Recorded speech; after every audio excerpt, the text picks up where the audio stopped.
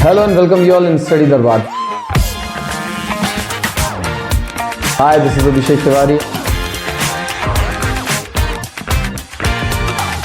Let's study the chapter French Revolution. French Revolution. French Revolution की अगर बात करते हैं तो it's the first revolution which was occurred. अगर पूरी दुनिया की बात करें तो पूरी दुनिया में पहला रेवोल्यूशन जो हुआ था, पहला revolution means by the civilian against the government. तो ये पहला रेवोल्यूशन था जिसे हम कहते हैं फ्रेंच रेवोल्यूशन. बट ऑब्वियस है फ्रेंच रेवोल्यूशन कहाँ पे हुआ होगा? फ्रांस में हुआ होगा. अगेंस्ट हुम? Against the government. तो उस समय वहां पे गवर्नमेंट कौन थी? तो उस समय गवर्नमेंट थी हमारी कौन सी? Monarchy system. What do you mean by monarchy system before that? तो तीन तरीके की गवर्नमेंट या तीन तरीके के सिस्टम होते हैं किसी भी देश में. एक होता है मोनार्की, दूसरा होता है डिक्टेटरशिप और तीसरा होता है डेमोक्रेसी. ये तीन तरह की गवर्नमेंट होती है. मोनार्की का मतलब होता है राजाशाही. राजशाही का मतलब होता है राजा, राजा का बच्चा भी राजा बनेगा, उसका बच्चा भी राजा बनेगा. ठीक है, मतलब blood goes on and takes the throne, गद्दी उसी को मिलते जाएगी.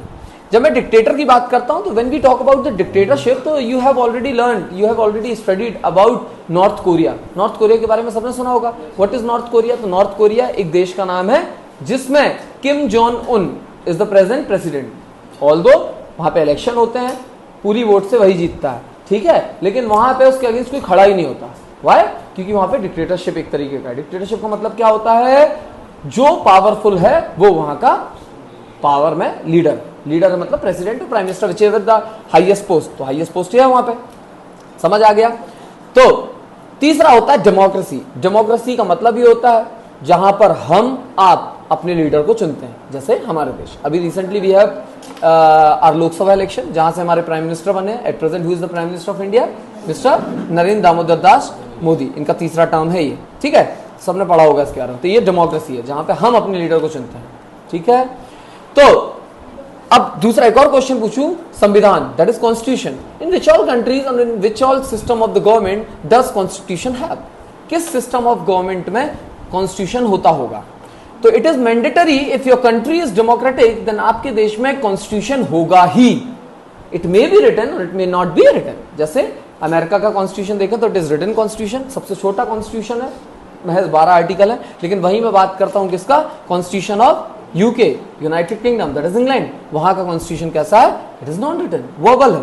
वहीं मैं बात करता हूं इंडिया, तो Indian constitution is the lengthiest constitution. सबसे लेंथी मतलब सबसे ज्यादा बड़ा कॉन्स्टिट्यूशन भारत का है. ठीक है, और बहुत अच्छा भी है. क्यों अच्छा है? क्योंकि हम देखते हैं हमारा जो कॉन्स्टिट्यूशन है वो 70 साल से लगातार चला आ रहा है. सिंस लास्ट 70 ईयर्स हमारा कॉन्स्टिट्यूशन वैसा ही है. Some of the things are change क्योंकि हमारे कॉन्स्टिट्यूशन में कुछ ऐसी चीजें भी लिखी हैं जिससे प्रेजेंट सिनेरियो को देखते हुए कुछ लॉज, कुछ आर्टिकल्स को हम चेंज कर सकें. ठीक है, अलग अलग होता है. माइनॉर जहां पे हम पढ़ते हैं मेजोरिटी के बारे में, different type of majority is there. In upcoming classes we will going to learn more about it. ठीक है, वो अभी हमें पढ़ने की जरूरत नहीं है. अभी कॉन्स्टिट्यूशन में बता क्यों रहा हूं? तो हमेशा याद रखना वर्ल्ड के जितने भी कॉन्स्टिट्यूशन है उनका अगर मैं बेस की बात करता हूं कि कहां से कॉन्स्टिट्यूशन की चीजें ली गई होंगी तो all the things are taken from where? French revolution. French revolution में ऐसी बहुत सारी चीजें थी जो उठी थी और हर देश के कॉन्स्टिट्यूशन में शामिल है. जैसे डेमोक्रेसी. डेमोक्रेटिक गवर्नमेंट की पहली बार बात की थी कहां पर? फ्रांस में. फ्रांस में कब? फ्रेंच रेवोल्यूशन में. समझ में आ रहा है? राइट टू इक्वेलिटी की बात कहां की गई थी? यहीं पे की गई थी. राइट टू वोट की पावर बात कहां पे की गई? यहीं पे की गई थी. तो ये सारी चीजें यहीं पे की गई थी और यहीं पे आपने क्या रखा था? आपके देश के सिटीजन्स को ऑब्जेक्ट से क्या बनाया था? सिटीजन, राजा.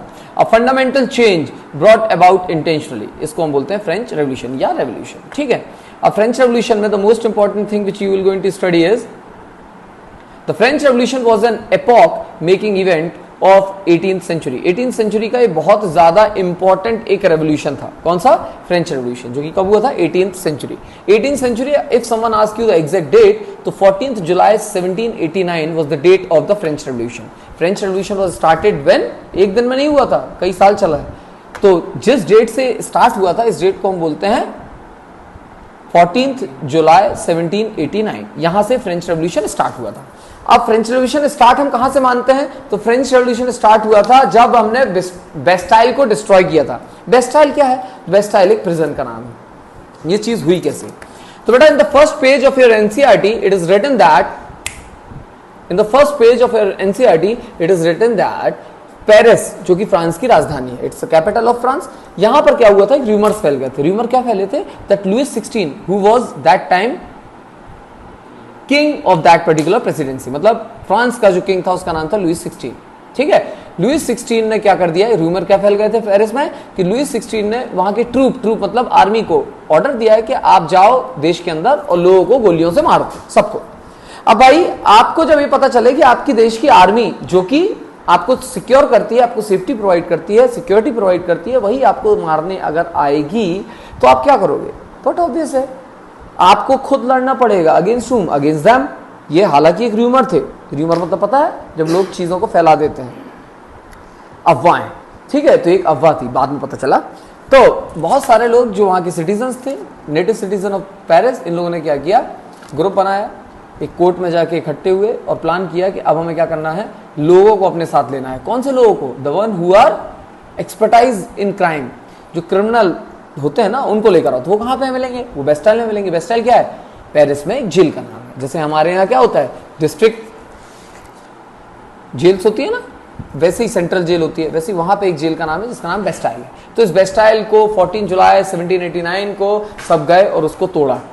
तोड़ने के बाद वहां पाए गए कुछ 4-5 जो वहां पे कैदी थे। अपार्ट फ्रॉम दैट 5-6 वहां पे क्या थे, सिपाही थे। सिपाहियों को मार दिया और कैदियों को निकाल लिया। कुछ हुआ नहीं उससे, लेकिन ये जो चीजें उन्होंने वहां पे तोड़ी थी, वहां के जो ईंट थे, पत्थर थे, मॉन्यूमेंट थे, उसे बाहर बेचा गया एज अ प्राइड। लोगों ने उसे खरीदा और अपने घर में लगाया। ये डे बहुत ज्यादा उत्साह से लोग वहां मनाते हैं, जैसे बेस्टाइल डे कहते हैं। क्या कहते हैं? Bastille day. Bastille is the name of the prison, याद रखना। देखो कुछ नॉर्मल चीजें लिखी है। France intellectually and economically advance, बहुत समृद्ध कंट्री थी। Reign of Bourbon family. Bourbon जो आप खाते हो बिस्किट वो नहीं है, जैसे मुगल डायनेस्टी होती है वैसे बर्मन डायनेस्टी वहां पे हुआ करती थी। उसके लुईस 16 नाम के राजा वहां पे कर रहे थे क्या, rule. France at the height of her glory. Glory मतलब बहुत ज्यादा पीक पे पहुंच गई थी ये। इस समय फ्रांस ने कई सारे देशों पे क्या किए थे, उपकार किए थे। जैसे अमेरिका की 13 कॉलोनीज को क्या किया था, रिहा करवाया था, इंडिपेंडेंस दिलाई थी। वही 13 कॉलोनीज बाद में किस पे कन्वर्ट हो गई, यूनाइटेड स्टेट्स ऑफ अमेरिका। अब जब आप भाई किसी देश को बचाओगे, मतलब वॉर करोगे, whatever thing you are doing, और उसको किसी दूसरे देश से बचा रहे हो, तो आपके देश का पैसा क्या होगा, खर्च हुआ। वैसे हुआ। तो जब लुईस 16 साहब गद्दी में बैठे थे उस समय देखा इनकी जो ट्रेजरी थी, जहां पे पैसा रखा जाता है, वो पूरा खाली हो गया। अब खाली होगा तो आपको क्या करना पड़ेगा, पैसा लेना है। पैसा कहां से आता है, आपसे। किसके फॉर्म में, टैक्स के फॉर्म में। तो आपने क्या दिया, टैक्स। मतलब उस समय टैक्स का रेट बहुत ज्यादा बढ़ गया था। उनके पास इतना भी पैसा नहीं था कि अपने कोर्ट को मेंटेन कर सके। कोर्ट को मेंटेन मतलब कोर्ट में जो लोग उनके यहाँ है, मंत्रीगण, जितने लोग, उनको सैलरी देना और अपने कोर्ट को पुतवा सकें, मतलब अपने राजमहल को पुतवा सकें, तभी उनके पास क्या नहीं था, पैसा नहीं था। Paris culture centre of Europe. Europe का कल्चरल सेंटर अगर हम बोले तो वो पेरिस था। 1714 में लुईस जो 14 थे उनकी डेथ हो गई थी। 1789 में फ्रांस लॉस्ट हर ग्लोरी। उसने अपनी ग्लोरी को खो दिया। ग्लोरी मतलब जो उनका उत्साह था, बढ़ रहा था, वो सारी चीजें क्या हुई, नीचे आते गई। Getting what I am saying. ये लुईस 16 साहब की फोटो आपको दिख रही है, ठीक है, लड़की टाइप दिख रहा है, लेकिन he was a gentle person. फिर मोनार्क मतलब वहां पर राजशाही थी, अब मैंने बता दिया। ग्लोरी मतलब प्रॉस्पेरिटी बहुत ज्यादा थी। ये सारी चीज मैं आपको बता ही चुका हूं, ठीक है। Now come French society during the last 18th century. 18th century में अगर फ्रेंच सोसाइटी को देखोगे तो लुईस 16 जो पिक्चर में आपको देख रहा हो। फिर जो लुईस 16 की अगर बात करते हैं तो इनका जन्म हुआ था 1774 में। लुईस 16 बर्बन फैमिली को बिलोंग करते हैं। फ्रेंच मोनार्क थे तो उनको राजा बना दिया गया। महज 20 साल की उम्र में राजा बन गए थे। Man of character and kind इन्हें कहा जाता था। वेल विशर ऑफ पीपल, लोगों के लिए बहुत अच्छी सोच थी इनकी। क्यों थी, कैसे थी, ऐसा बताऊंगा, लेकिन आप बोलोगे फ्रेंच रेवोल्यूशन हुआ ही क्यों अगर ये इतने अच्छे थे। दूसरा, इनकी शादी हुई थी मैरी एंटोनिएट। मैरी एंटोनिएट एक तरीके से इनकी पत्नी तो थी, लेकिन एक तरीके से इनकी बहुत अहम सलाहकार भी थी, जिनकी पूरी बातें सुना करते थे, जिनकी पॉलिसी बहुत बकवास थी, जो एक बहुत बड़ा कारण है फ्रेंच रेवोल्यूशन का, ठीक है। इनकी बात आंख बंद करके मानते थे। Upon his successor as new king found empty treasury. जब लुईस 16 साहब बैठे तो देखा भैया क्या जिनकी ट्रेजरी पूरी की पूरी खाली है। तो लुईस साहब के जब पैसे नहीं होंगे तो वो क्या करेगा, he will going to take what, tax लेगा। टैक्स कौन देगा, आप और हम देंगे, ठीक है। वाई एम्प्टी ट्रेजरी मैं आपको बता चुका हूं। Long years of war drain financial resources, cost of maintaining extravagant court at immense places as Versailles. Versailles क्या है, जहां पे इनका राजमहल था, किसका, राजा का। इसको मेंटेन करने के लिए, इसको कोर्ट चलाने के लिए पैसे आपके लग ही रहे हैं। वॉर में आप पैसा फेंक ही रहे हो।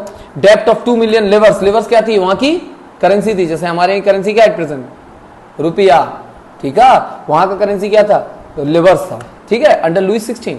फ्रांस हैड 13 ब्रिटिश कॉलोनीज, बताया कहां पे थी, जो अमेरिका की थी, उसको इंडिपेंडेंस दिलाया। कॉमन एनिमी इनका ब्रिटेन था। War ended with a billion level of depth, जब वॉर खत्म हुआ तो इनको बिलियन लेवल तक का क्या आ गया, डेप्थ हो गया, बिलियंस ऑफ रुपीज जैसे हमारे यहाँ बोलते हैं, वहां पे billions of livre is the currency. Lender who gave state credit begin to charge 10% interest, हमारे पास खुद खाने का पैसा नहीं है, चुकाने का मूल नहीं है, और ये 10% इंटरेस्ट भी हमसे ले रहे हैं, ठीक है। तो French government obliged to spend an increasing percentage of its budget on interest payment, जो भी इनका बजट आता था, जैसे हर साल एक बजट लॉन्च करते हैं, हमारी गवर्नमेंट करती है, अभी जुलाई में होना है मानसून बजट, पता होगा, तो वैसे ही वहां पे जो बजट प्रस्तुत होता था कि next 1 year what all things we will going to do, और कहां पे कितना इन्वेस्ट करना है, तो इनका मैक्सिमम पैसा कहां जाता था, डेप्थ के इंटरेस्ट में। The government increase taxes to meet expenses, taxes बढ़ा दिया, पैसे खर्च क्योंकि बनाना है। ये पैलेस ऑफ वर्साइज बहुत बड़ा था, ये आपको दिख ही रहा है, बहुत बड़ा गार्डन था, ताजमहल में जैसे सामने आपने देखा होगा पॉन्ड टाइप का बना हुआ है ना, फाउंटेन्स बने, वैसा सब कुछ यहाँ पर था, बहुत सुंदर, ठीक है। अब फ्रेंच की जो सोसाइटी थी, ये 3 तरीके की, मतलब जो इनको टैक्सेस था, टैक्सेस से वो क्या क्या चीज चलाते थे, आर्मी को पैसा देना है, कोर्ट को पैसा देना है, गवर्नमेंट ऑफिसर्स जो है, यूनिवर्सिटीज जो है, इन सबको चलाने के लिए पैसा चाहिए, तो पैसा कहां से आएगा, in the form of taxes, समझ में आया। The most important thing is the French society. जब हम फ्रेंच सोसाइटी की बात करते हैं तो whole of the French society was divided into 3 state, 3 category में हमने तोड़ दिया था।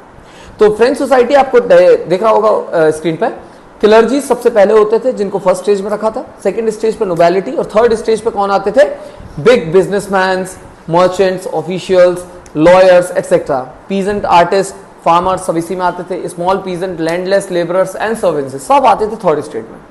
ये बेसिकली है क्या, जो फर्स्ट स्टेट है, फर्स्ट स्टेट में क्लर्जीज थे। क्लर्जीज वो लोग होते थे who directly deals with what, they directly deal with the work related to the church, church से रिलेटेड जो भी काम होता था ये क्लर्जीज करते थे, जैसे फादर, पादरी जैसे आप कहते हैं, ठीक है, ये सारे लोग कहाँ पे थे, यहीं पे। समझ में आ रहा है, देखो नेक्स्ट पीडीएफ में आपको सब कुछ दिख रहा होगा। क्या लिखा है, सबसे पहले स्टेट कॉम्पोजिशन, स्टेट 1 में प्रीस्ट एंड क्लर्जीज आते हैं, स्टेट 2 में नॉवेल्स एंड लैंडलॉर्ड्स, बहुत बिग बिजनेसमैन, बहुत बड़े बड़े बिजनेसमैन, नॉवेल्स जिसे आप कहते हो, लैंडलॉर्ड्स आते हैं, जमींदार जिसे आप कहते हो, ठीक है। जब मैं थर्ड स्टेट की बात करता हूँ, थर्ड स्टेट में कौन आते हैं, doctors, lawyers, basically professionals. Professionals कौन होते हैं, मैं, I am being a teacher, I am a professional teacher. Professor professionals होते हैं, डॉक्टर्स प्रोफेशनल्स होते हैं, लॉयर्स प्रोफेशनल्स होते हैं। क्यों ये प्रोफेशनल होते हैं, because they possess a degree, उस डिग्री के बेसिस पर उनकी नौकरी लगती है, ठीक है। इसके अलावा इसमें peasants, farmers, artisan, craftsman, professional सब आते हैं। पॉपुलेशन, जो फर्स्ट स्टेट और सेकंड स्टेट की टोटल पॉपुलेशन थी ना, ये टोटल पॉपुलेशन ऑफ फ्रांस की 10% थी, बची 90% पॉपुलेशन कौन है, थर्ड स्टेट को जाती है। भाई ज्यादा लोग कौन है, थर्ड स्टेट के, कम कौन है, फर्स्ट और सेकंड स्टेट के मिला के। तो प्रॉपर्टी ज्यादा किसके पास होनी थी, थर्ड स्टेट के पार्ट में, लेकिन ऐसा नहीं था। प्रॉपर्टी सबसे ज्यादा किसके पास थी, फर्स्ट और सेकंड स्टेट को मिला के। 60% of the total property of the France was with first and second state people, और 40% जो रिमेनिंग किसके पास है, थर्ड स्टेट के पास। सोशल कंडीशन की बात करें तो प्रॉस्पेरस, प्लेजर लविंग, मतलब जब हम सोशल कंडीशन की बात करते हैं, सोसाइटी में इनका औहदा कैसा था, तो जो प्रीस्ट थे, जो फर्स्ट स्टेट को बिलोंग करते थे, ये बहुत ज्यादा प्रॉस्पेरस, बहुत ज्यादा पैसे वाले, धनवान थे। इनकी बाय बर्थ क्या होती थी, इज्जत होती थी भाई, by birth they got the recognition, मतलब इनको रिस्पेक्ट मिलती थी सोसाइटी में, बहुत ऊपर का इनका दर्जा था। जब मैं सेकंड स्टेट की बात करता हूँ, ये भी लग्जरी और प्लेजर लेते थे, लग्जरी मतलब बहुत अच्छी लाइफ जीते थे यार, राजाशाही एकदम, ठीक है। लेकिन जब मैं बात करता हूँ थर्ड स्टेट, तो educated class was financially sound, जो पढ़े लिखे थे, एजुकेटेड लोग थे, वो तो फाइनेंशियली उनकी कंडीशन अच्छी थी, लेकिन जो यहाँ की कंडीशन थी फार्मर्स की, सर्व्स की, मिजरेबल थी बहुत ज़्यादा, and they worked like bonded labourers. Bonded labour कौन होते हैं, बॉन्डेड लेबर का मतलब वो होता है, suppose you are a bonded labour, ठीक है, तो तुमको जिस पर्टिकुलर इंसान के अंडर में तुम काम कर रहे हो, वो आपको क्या देते हैं, काम के बदले खाने के लिए चीज़ें देते हैं, इसके अलावा रहने के लिए जगह देते हैं, that's it, they will not going to give you money, और पैसा भी अगर दिया तो इतना ही देंगे जो इतना में आपका रोजमर्रा का जीवन चल जाए, नॉट मोर देन दैट, ठीक है।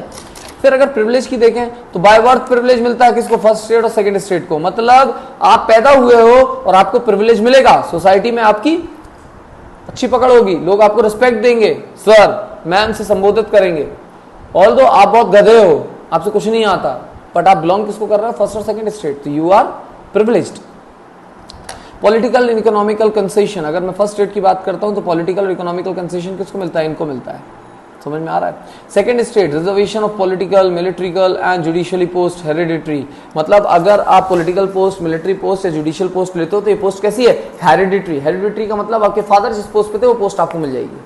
आप उस पोस्ट के हकदार हो या नहीं हो, आपको नॉलेज है या नहीं है, आप वीक हो या नहीं हो, आपको वो पोस्ट मिल जाएगी। फिर जब बात करता हूँ third state, educated class was deprived of higher post, आप पढ़े लिखे हो लेकिन आपको हायर पोस्ट नहीं मिलेगी। किसको मिलेगी? सेकंड स्टेट का वो इंसान जो गधा है। क्यों? क्योंकि इसके पापा उस पोस्ट पे थे। समझ में आ रहा है क्या बोल रहा हूं? श्योर? तो दीज ऑल थिंग्स जितना अभी हमने पढ़ा, it is the first lecture जिसमें हमने कवर किया है। क्या चीजें कवर की है? बेसिकली हमने देखे all the 3 states, first state, second state and third state, मतलब फ्रेंच सोसाइटी कैसे 3 स्टेट में डिवाइडेड थी। इसके अलावा हमने देख लिया बेस्टाइल डे हम क्यों सेलिब्रेट करते हैं, क्योंकि 14 जुलाई 1789 को फ्रेंच रेवोल्यूशन स्टार्ट हुआ था with the destruction of Bastille. Bastille को क्यों तोड़ा था ये मैंने आपको बता दिया। तो I hope this all things are clear to you. NCERT से ये सारी चीजें रिवाइज करना। फिर हम पढ़ेंगे सेकंड लेक्चर में कि व्हाई और what are the causes of the French revolution. उस समय फ्रेंच रेवोल्यूशन हुआ तो उसके कुछ कारण थे। ये बहुत इंपॉर्टेंट क्वेश्चन है जो पेपर में आता है। तो व्हाई इट अकर्ड, इसके कॉजेज हमें पढ़ने हैं, तो नेक्स्ट लेक्चर में हम वो कवर करेंगे। Till then thank you.